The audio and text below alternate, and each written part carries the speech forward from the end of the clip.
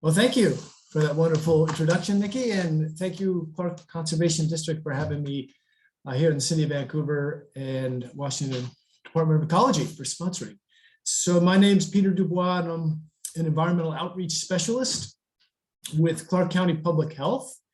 And my work focuses on waste and toxics reduction. And so we'll be talking about green cleaning today, which is really a way to reduce toxins in your home as well. And as Natalie mentioned, if you've got any questions, please put them in the chat and we'll answer them as we go along. We'll cover a lot of information, but we'll keep it a little informal. So feel free to put in the chat and we'll help you answer those questions.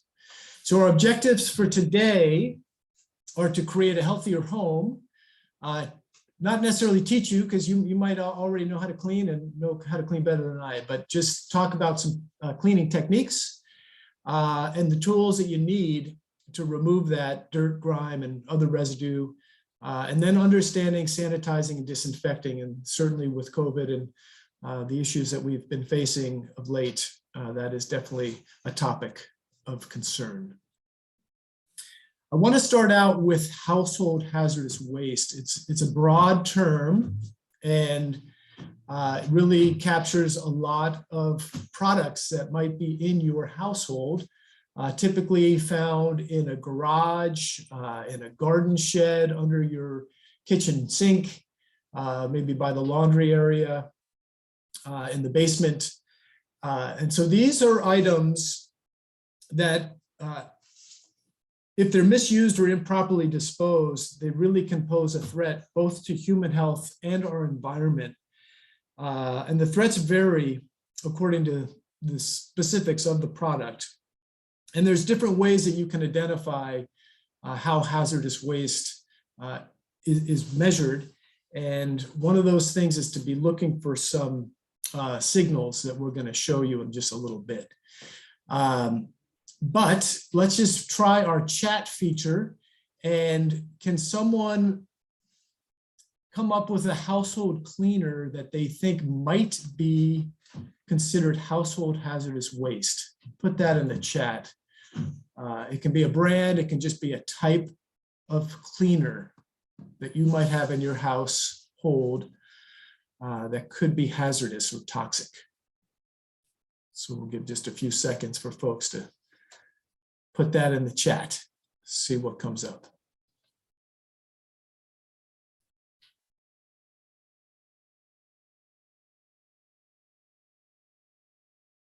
Okay, maybe Natalie, if you can read those out if they come in.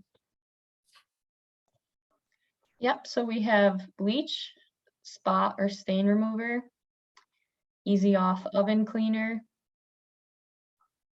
Okay, good. Lots of stuff. Drano, drain cleaners, definitely.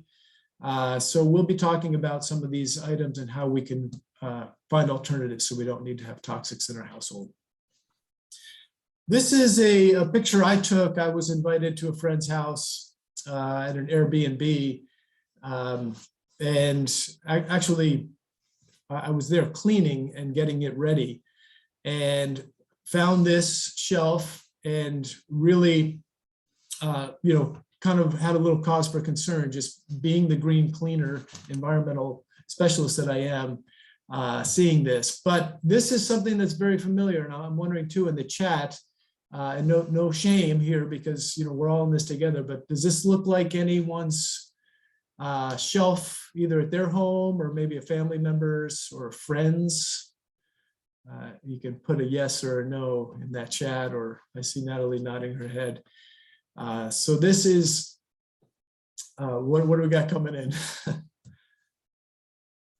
Ashley said no. No, okay, good, okay. She said our garage.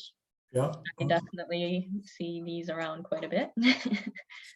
Okay, so these definitely can be familiar products that many households here in Clark County and around the country and the world have.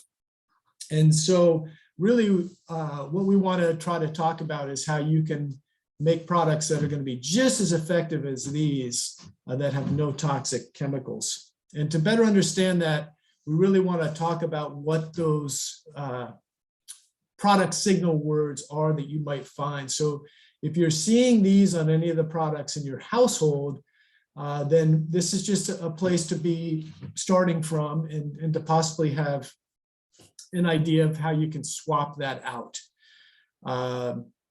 Clearly, there may be a place and a time for that product, but one of the things we encourage you to do through this is to box these items up that you find that have these warning labels on them in a secure box, and then put them somewhere secure, probably outdoors, maybe in a garage, somewhere where it's under cover and good ventilation. And just try using our products. And if you don't need those products anymore, after a certain amount of time, then we're going to show you how you can just properly dispose of them. And then you're all set and moving forward, or you can use up what you've got and switch out from there. So these are actually called product signal words. They are mandated and set by the government, and they have to be on product labels if that product meets a certain criteria. And these are products that we can basically be exposed to through swallowing. It can come by being absorbed through our skin, or we can inhale it. And so when we look at these signal words, even though it's red, yellow, green, really the green is not like, hey, we can go ahead and just use this. So that's a little bit misleading. But the red, of course, which means stop, this is a lethal dose. A few drops to a teaspoon. This can be found in oven cleaners, drain cleaners, rust removers, toilet bowl cleaners. So just think of a few drops, like 3 drops, would actually be fatal, lethal. So if you happen to ingest or get that somehow exposure, that would be something that would be fatal. Caution, although it's yellow and seems maybe less serious, is really very toxic as well. Just a teaspoon to a tablespoon. This can be found on floor cleaners, disinfectant sprays. And then warning,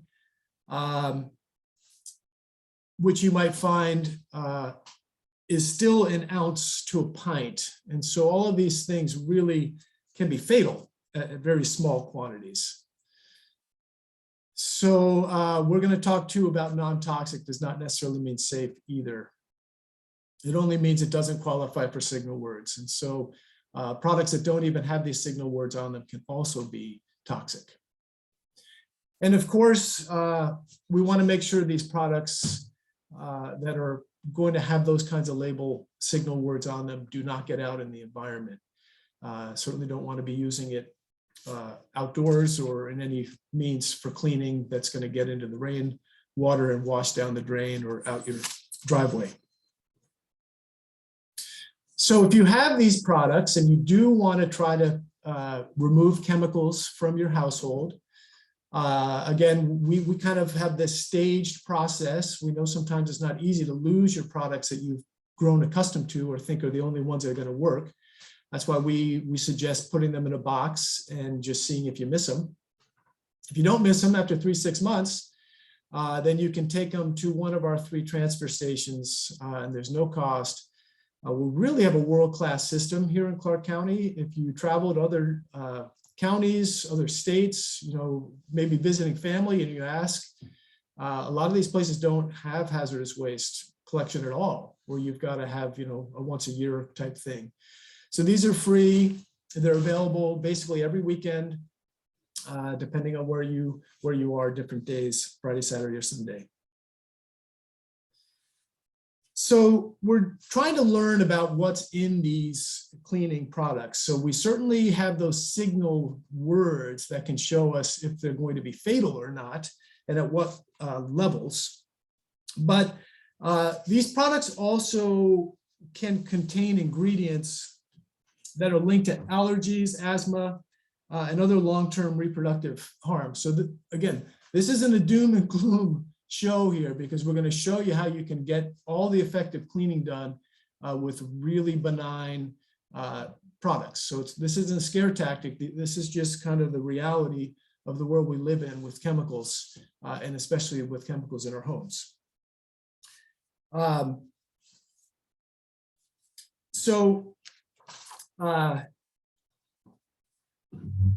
Here are some ways you can actually just look for these products. I do encourage you to kind of do a scavenger hunt.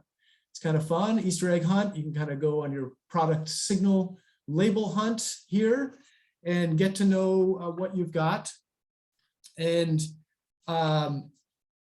certain things like chlorine bleach, you know, it definitely has a time and a place, but that's something that we want to be using minimally. And then there's also some other products that we'll be talking about as well. So you may want to just say, hey, I don't want to make my own products. It's a little too much of a hassle. So I'm just going to go and get some other products that look all nice and fresh and clean.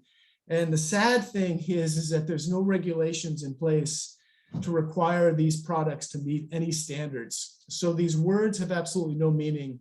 And basically people can put them on whatever they want.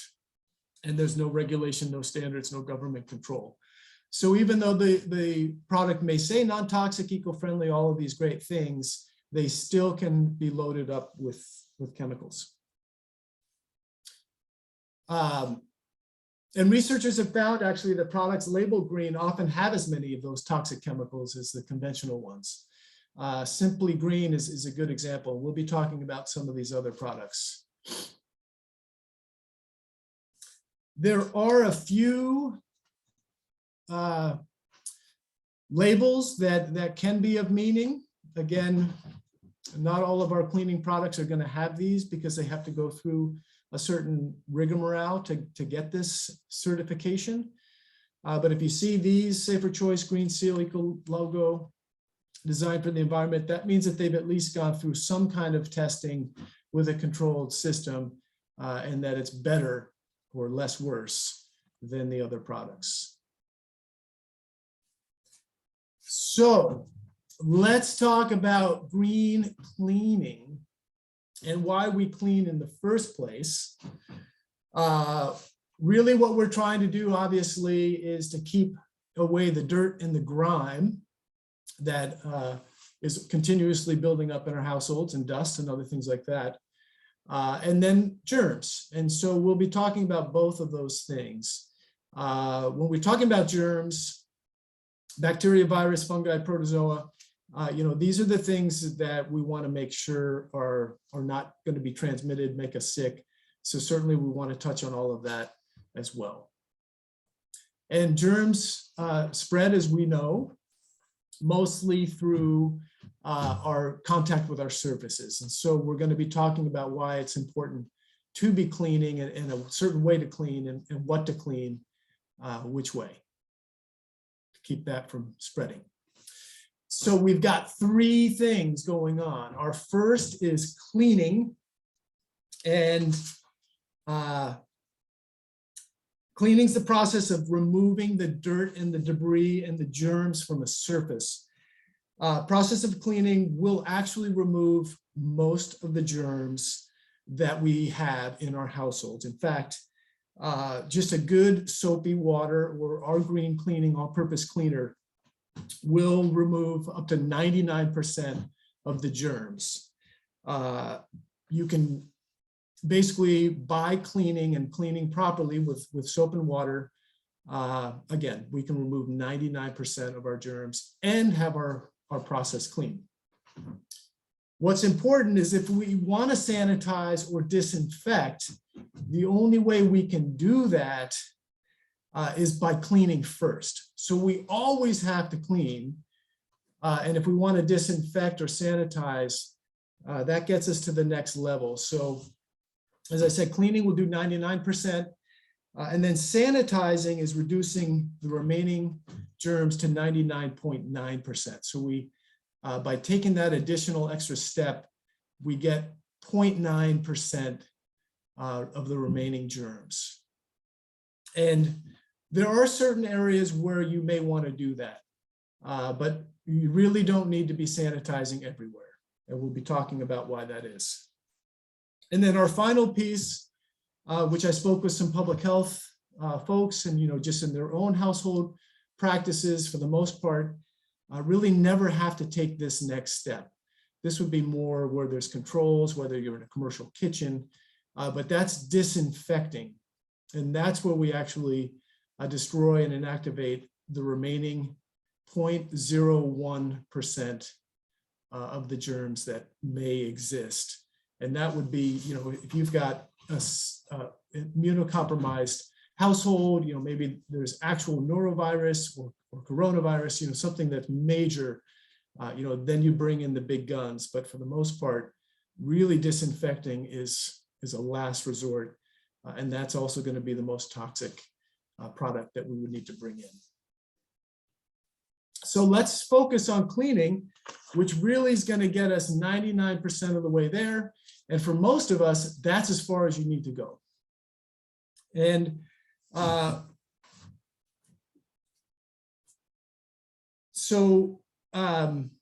when we are cleaning, the germs get transferred and stuck onto surfaces by the contaminated dirt and oils. And so basically by getting our scrubbing going, getting our soapy water, and making all of that dirt and debris move off of our surfaces, we're taking the germs away with it. And cleaning works by removing this dirt and oil that contains the germs. And really, soap is our biggest friend in doing this. And then wiping it down and getting it off. When the dirt and oil are removed, the germs go with it. And as we said, we'll see lots and lots of different products to do this, but really soap and water, or our all-purpose cleaner, which we'll talk about, is going to be more than effective in doing that.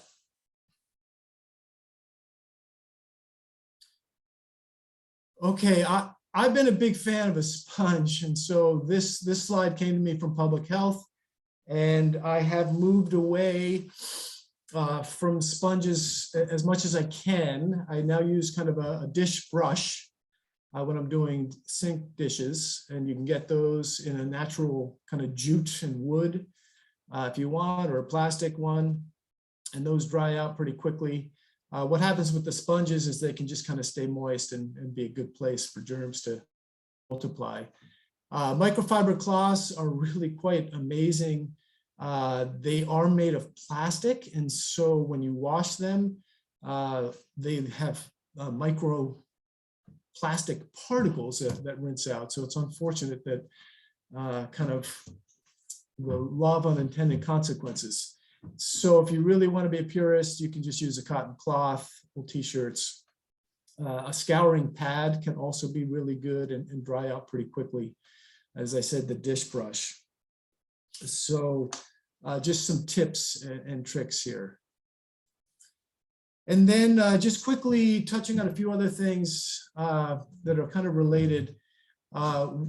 Public health does not recommend the antibacterial soap. And what happens is we actually create stronger antibiotic resistant bacteria by killing off the weak and letting the strong survive. So they've again found that antibacterial soaps are not something that we want to be using. And in fact, again, soap and water is all you need. So you can get these refillable bottles, which I use by my sinks and kitchen for hand washing, and you can just put 5 parts water, 1 part of our liquid Castile soap, which we'll be talking about, and you've got your refillable foaming soap. And so that's a pretty good, effective way to make sure you've got your hands washed, which is going to help keep the germs down in your household. Okay, this is my final bad news slide, and then we're going to get into the good news and the green and the fun. So I am not an organic chemist, although I wish I was, because I find it fascinating. But fragrances are a big problem for our potential health. They can be made from natural oils and other products, but primarily they're going to be synthetic. So the synthetic means it's from some kind of oil, petroleum, fossil fuel, and they can trigger asthma and actually can have hormone disrupting chemicals as well. To create the fragrance, it can be up to 100 toxic ingredients that they mix together. And fragrances, you never can find out what they are. They're considered trade secrets, and the fragrance industry regulates itself. So safety testing doesn't have to be confirmed by regulators before those products are sold to consumers. And they can also contain lots of different chemicals like phthalates that help these scents last longer. And that can really be, especially for folks that are immunocompromised or not, or having health issues, it can lead to serious issues like cancer and other type things, endocrine disruption, birth defects, all that terrible stuff that we would never want to happen. And these fragrance chemicals, like other toxic chemicals, can pass from the skin into the blood. There are also unscented fragrances that you can see advertised. And these can be just as toxic as synthetic fragrances because there's no standard criteria, and they actually use chemicals to block the scent-smelling chemicals to make them unscented. We really live in a consumer-driven world where we have fragrances. In fact, if you're out and you're sensitive to this, you can smell someone passing by because they just use a lot of fragrances in their laundry soap, for instance, washing their clothes.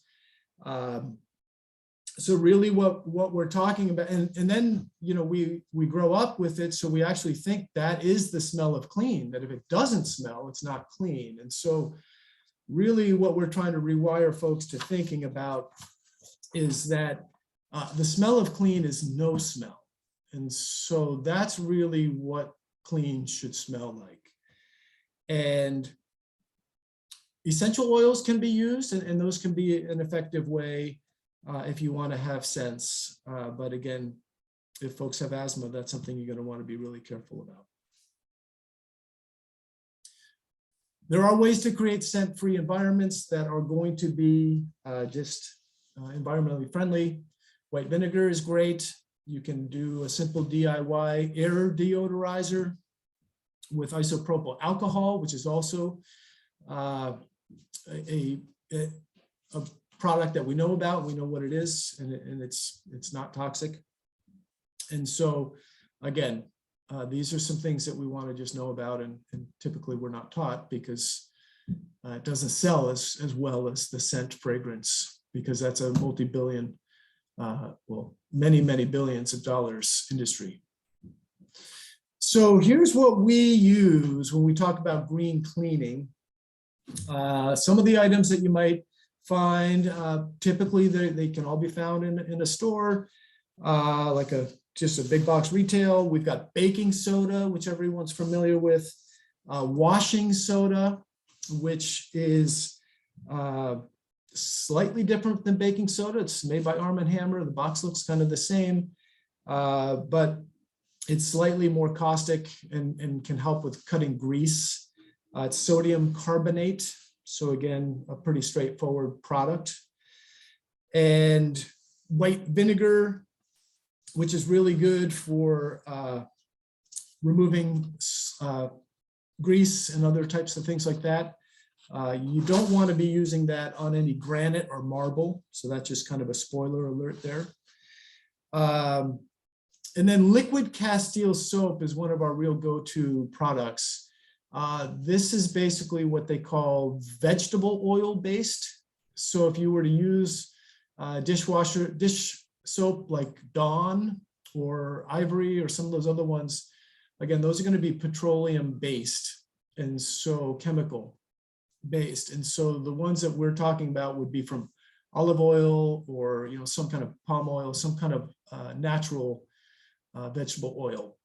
And Castile is one of those just brand types that they call it. Dr. Bronner's is a classic one. I know Fred Meyer's has one. I think they call it Simple. something.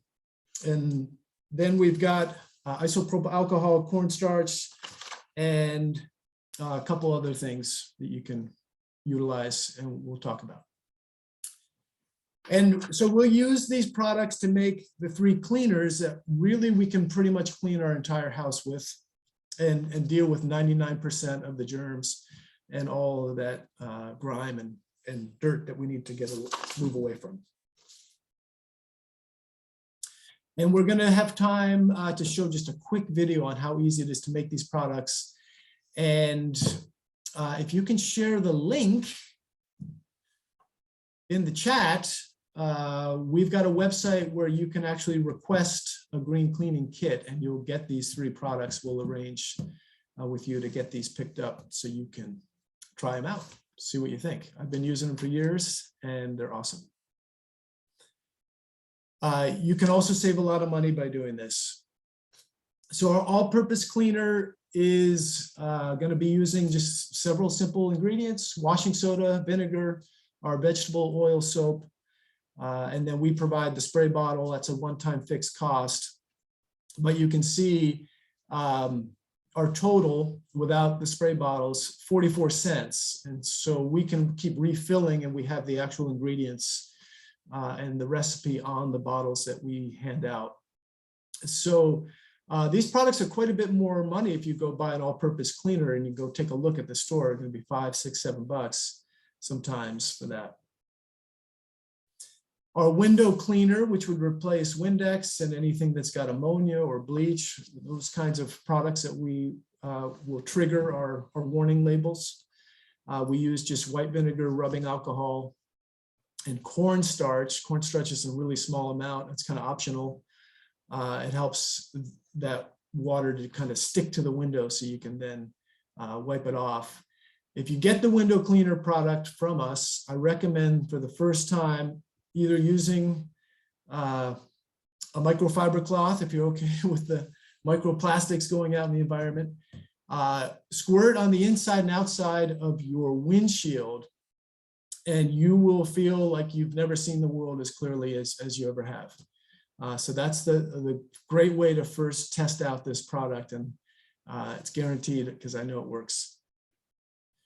And then our safer scrubber, this is going to replace soft scrub and some of these other products that also have toxic chemicals in them, potentially. And this one's a little more money because we use a little of the extra vegetable oil soap, but still it's 70 cents, really cheap. This is great for you it's like a paste. You can put it on your bathtub ring, you can put it on your porcelain sink, and then use a scouring scrubber or something, and really gets things bright and shiny.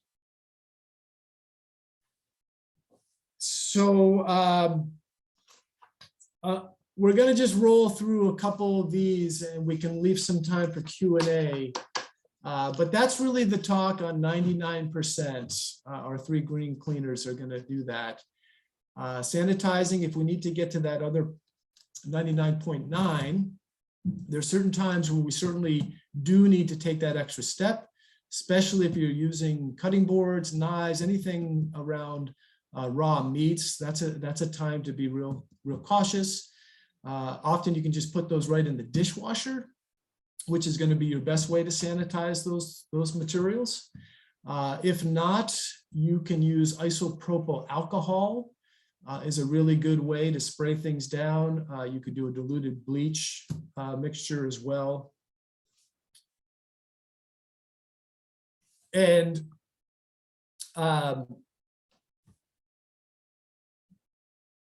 then we get to disinfecting. You can also sanitize any high-touch areas that you're concerned about, which really can include some of these other areas that are under this disinfecting. So again, disinfecting really, if there is a significant serious health issue, either trying to avoid someone from getting sick or someone is really sick. The tough thing with disinfecting is there really aren't, you still need to clean, so you've got to do that. And then you've got to leave that product on, and they have certain timing for them where they need to actually remain. It's called wet time, I believe, and it can be up to 2 or 3 minutes. And so, those bleach wipes, those are ineffective, and public health doesn't recommend using those. Certainly nothing airborne. Really, the product needs to be put on, left wet, and evaporate, and that process needs to take up to 2 or 3 minutes in some cases. You got to follow the instructions. There definitely can be hazardous materials, ingredients in disinfectants. As I say, you don't want to spray, fog, fumigate. Really the best thing that we can recommend if you have to go down this path, which in most cases you wouldn't, would be to find a hydrogen peroxide disinfectant. And we're going to talk about this website that can help you, ewg.org, which is the Environmental Working Group, which gets us to that place. And so what I thought we could do is quickly just look up a couple products using this database. And this is a good way just to find out if you have any cause for concern over products that you're using, or any kind of everyday household cleaners and other products. So let me stop this share quickly. And I'm going to share this website. Maybe Natalie, if you can see if folks have a cleaner idea, and I certainly have some I can stick in, any products at their household that they might want to get just a little more information on. Yep, we have one Nellie's laundry soap. Okay. Okay, I can't be guaranteed everything's in here, but let's share this, and hopefully folks can see that. So Nellie's, you know how it's spelled? Yep, got it. I spelled laundry incorrectly. Let's just put in Nellie's.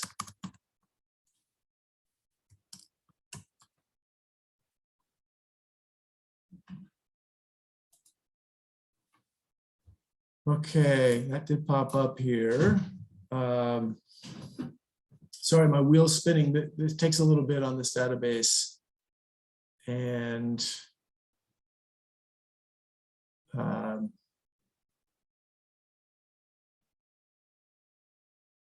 bear with me.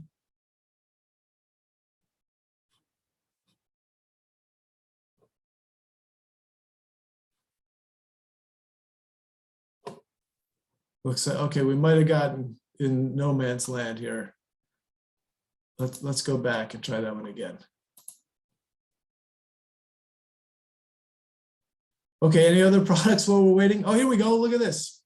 Okay, good idea. So I'm not sure. It looks like they've got, this is how many products that they've at least looked at in their database. So I don't know if any of these are the actual ones. Here's Nellie's laundry soda,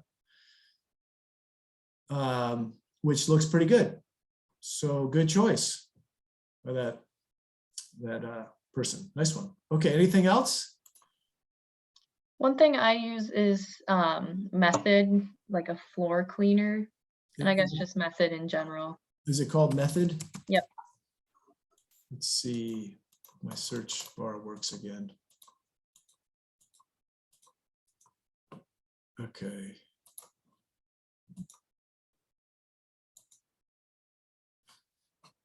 Okay, Method.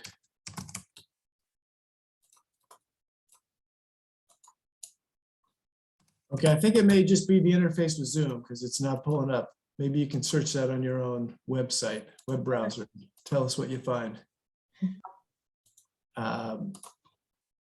Let's go back here. Let's try it this way. Okay. Okay, well, yeah, I think that may be a Zoom thing. So if you want to post the link in the chat so people could, explore on their own. yes. I think you guys will have to do that, but I'll give it to the hosts and panelists. And you guys can forward that along. Yeah. Oh, here we go. Finally queued back up.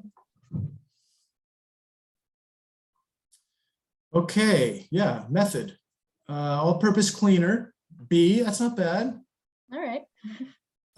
You know, again, you can dive in a little bit deeper and find out how they come up with these ratings, but at least this is, you know, someone who's out there trying to promote health and good products. Some of these are not as good. So did you see the one you're using? It's the floor and surface cleaner one. Okay, Yeah. discontinued for some reason. Okay. Maybe that's not the exact one, but it's along those lines. Cool. All right. Well, good stuff. Yeah, this is a good site, and so take a look at that. So we had one more if it'll load. Pine. Yeah. What was it? Pine Sol. Pine Sol. I think that's spelled like that, right? Mm-hmm. Okay, the wheels are spinning.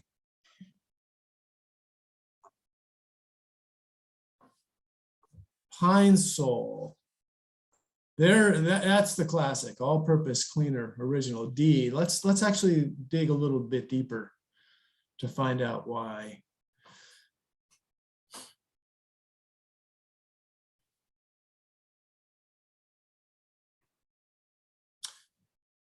Let's see here.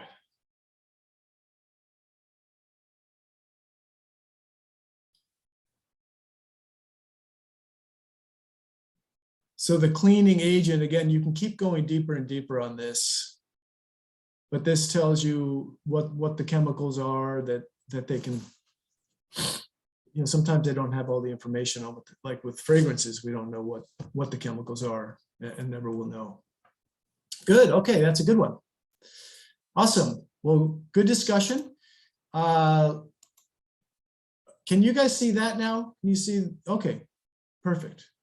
So we'll roll this quickly. This is just 5 minutes, and then we'll take some Q&A. Sound good? Hi, DuBois here with the Master of Compost Recyclers. I am going to be making 3 green cleaning products, which we're going to make, and you can pretty much clean your entire household with those 3 products. And they really use simple ingredients that most of you might even already have at your house, or you can find at most grocery stores you go to. We've got baking soda and washing soda. They are different. You can find these typically in the laundry soap area aisle. We've got our white vinegar, and here is a vegetable oil soap, and there's a couple different kinds. You can get scented or unscented, depends on your preference. We've got rubbing alcohol. You can also use a distilled hard grain alcohol if you happen to have that at your house. And then cornstarch, just a little bit of that for one of our products. And really, with just these simple ingredients, we can make our 3 green cleaning products. Our first product we're going to make is our all-purpose cleaner. And this is great for countertops, floors, walls, woodwork, appliances. Really a great go-to cleaning toilets.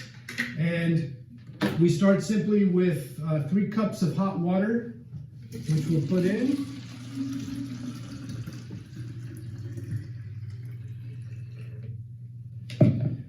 And then a teaspoon of super washing soda.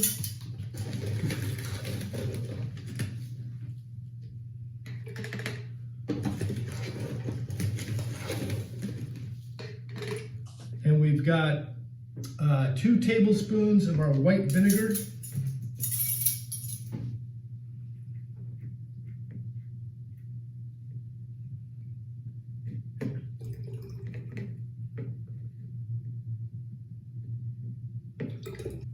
And now we've got our 2 tablespoons of our vegetable oil soap.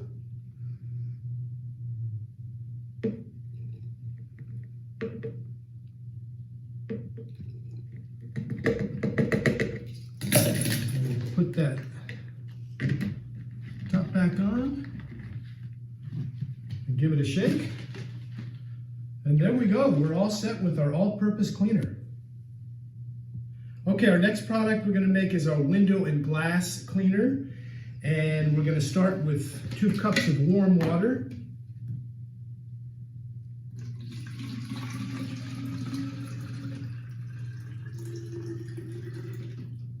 And we're going to have a 1/4 cup of our rubbing alcohol or some kind of grain alcohol.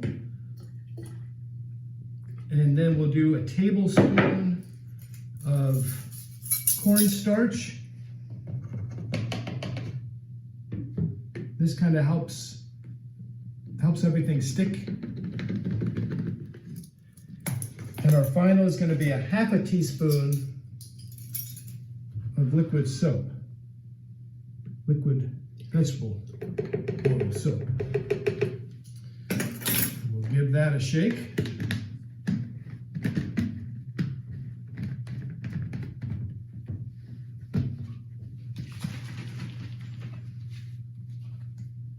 And there we go. We're all set with our window glass cleaner. Okay, we're going to make our final product, which is the Safer Scrubber. And this is great for sinks, tubs, showers. You can kind of apply it with your hand and then use a scrub brush or some kind of scrubber. And it makes everything sparkle. So we're going to start off with a 1/2 cup of water. And then we're going to do 2 tablespoons of vinegar.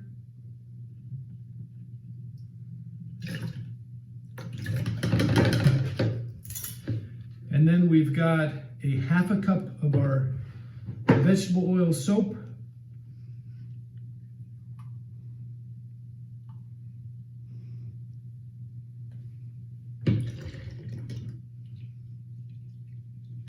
And then with this recipe, it's important, we're going to put in the baking soda last, which is 1 2/3 cups.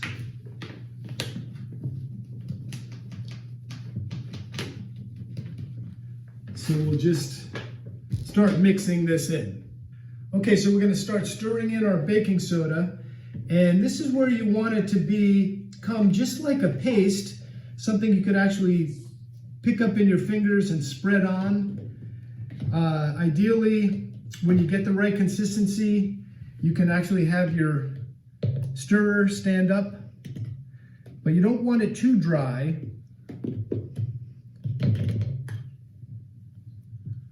And it's also personal preference. So this is looking about like the paste consistency. I like mine, maybe just a little bit more.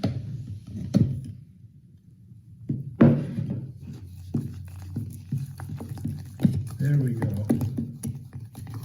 We'll let that stand up just like that. So now we're all set with our Safer Scrubber.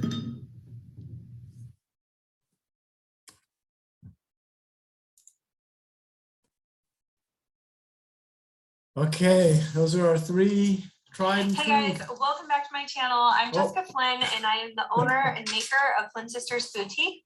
And I'm sure many of you. Sorry about that.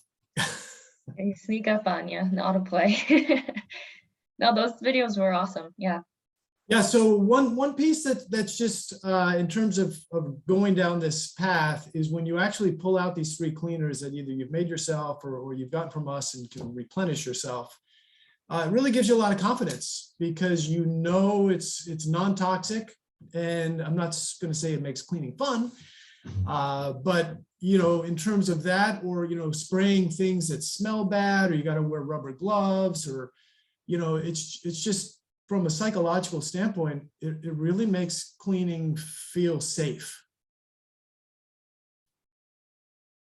Great. Are we ready for some questions? We are ready for questions. All right. Well, we have one from Ashley in the chat. Is borax an example of washing soda you recommend to use?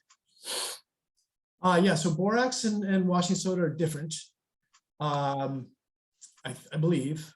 And borax can be used, I think, as a green cleaner in the laundry area as like a booster. We don't use it in any of our 3 products, but it is considered a green cleaning ingredient. Great. And just a reminder to our attendees, don't forget to be submitting your questions into the chat or the Q&A. So we have a couple more here. What about laundry detergent, especially for underwear, then for dishcloths and towels? Yeah, laundry detergents is a little bit out of our league. My recommendation, especially with high efficiency washing machines and things like that, would be to use that environmental working group, and you could put in dishwashing detergent. I mean, laundry soap or laundry detergent, depending on if you use a powder or liquid, and kind of use that as a guide to finding what you're going to work. I know there's a store downtown called Kindred Homestead. They actually sell laundry soap by bulk, and they do a lot of research on offering the greenest, cleanest ingredients.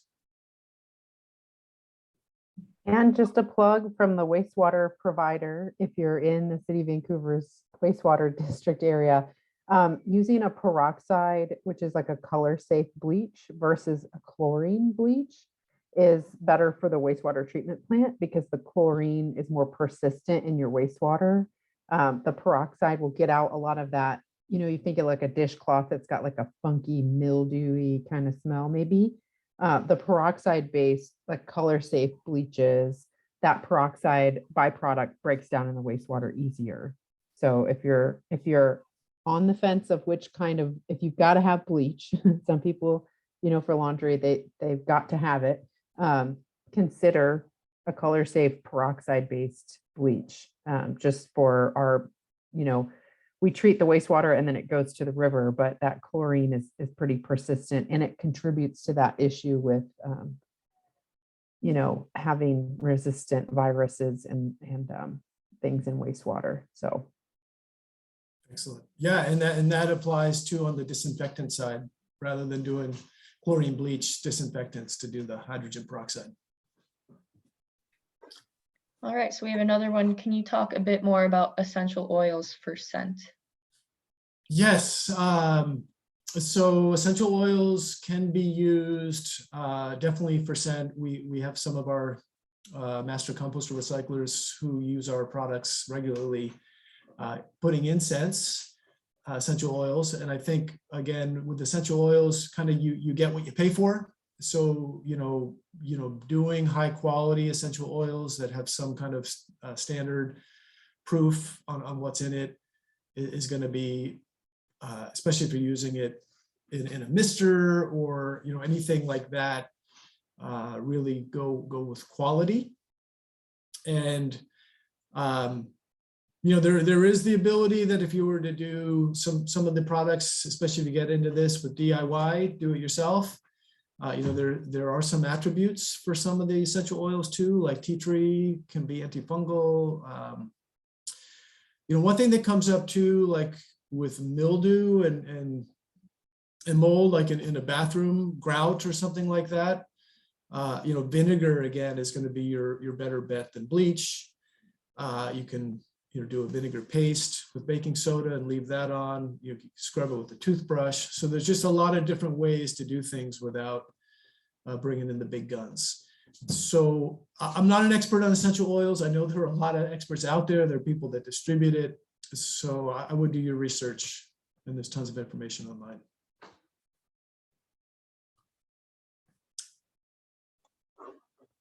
And then we had a kind of a follow-up question. Is OxyClean a peroxide-based bleach? Nikki, that might be directed more towards you, if that's okay. Yeah. Yeah, OxyClean is kind of a name brand, but it's along the same lines. It's just more, it's where Pete was talking about, you know, there's proprietary formulas and stuff. The OxyClean combination is, part of it is that they're, you know, claiming that it's a booster, that it's, you know, goes above and beyond. And I don't have the expertise you know, to speak to that, because a lot of, like Pete mentioned, most of those chemical ingredients are proprietary. So it's hard to say apples to apples. But I, you know, if you're just looking for a peroxide based color safe bleach, as long as you've got that as the active ingredient, I think that would be preferable. I don't know, Pete, do you have any tips on the OxyClean? Yeah, I mean, my only tip would be, again, we could plug it into that EWG, the Environmental Working Group site, and then you could also put in like laundry bleach or kind of, or just bleach, and see what products come out and how they score.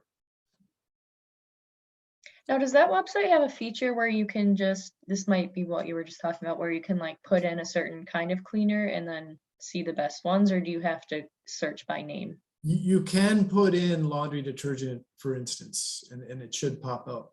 Okay. Yeah.